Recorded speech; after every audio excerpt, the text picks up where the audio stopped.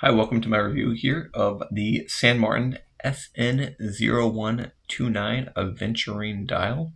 And guys, I have to say this dial is just fantastic.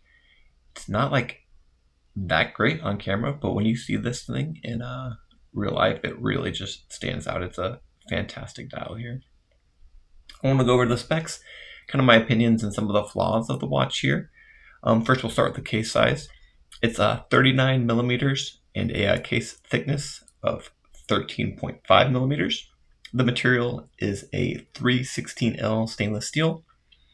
The 3 o'clock crown comes in at 6.5 millimeters, and that provides for a water resistance of 100 meters.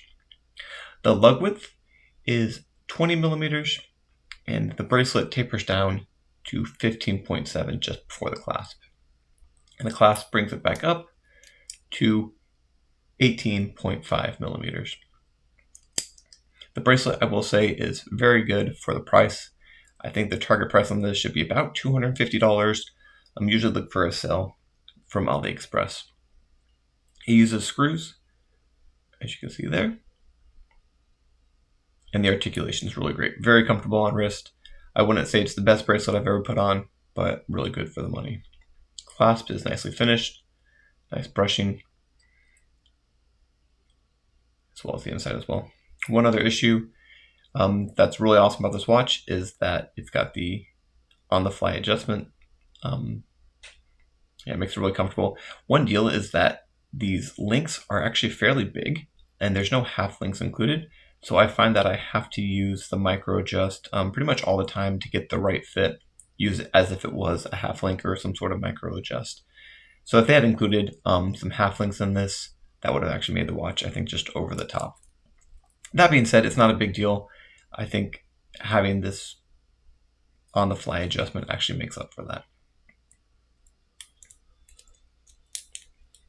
The crystal is a sapphire crystal, and it has some anti-reflecting on there. It gets the job done, but I won't say it's particularly great. There's still a lot of reflections there. And it's not class leading by any means, but still fairly good. I think San Martin does a generally okay job with their AR coating, but I wouldn't say it's the best by any means.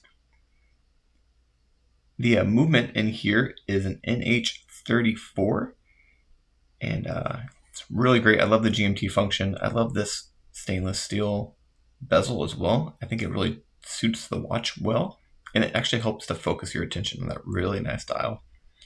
This comes in a bunch of different dials. Aventurine is by far, I think, to me, my favorite, but you should check out the other ones they have on AliExpress. And it does have lume on it. According to their listing, it's a BGWX1. Yeah, it's not class leading lume by any means either, but it, once again, is sufficient for this style of watch.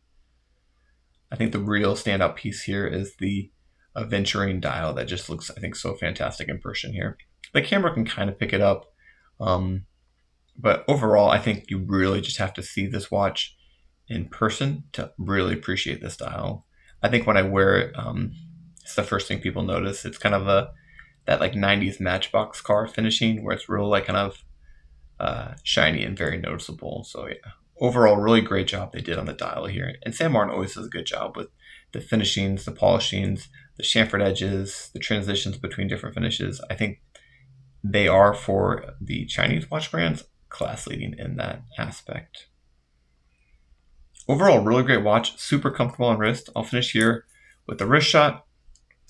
Like I said before, it's 39 millimeters, and I say where it's fairly true to that. It's a very comfortable watch to wear, and I think 39 millimeters for something like this is a sweet spot, especially when we start to look into that kind of GMT, thinner GMT bezel there as well. Yeah, overall, fantastic watch. Highly recommend. I think the target price on it should be about $250. You can find it for less. It's usually listed for more, but AliExpress has a sale on it all the time. But yeah, let me know what you think in the comments. Do you have this watch? What are some of the things and issues you might have with it? What are the other complaints? I know the half links, that's a big issue for me. I really wish they would include that maybe in a future model. So yeah, let me know what you think. Are there other watches like this with Aventurine dials? I love Aventurine. The more Aventurine I can get, the better. So if there's another Aventurine dial you know and you want to recommend, drop me a comment below. Thanks.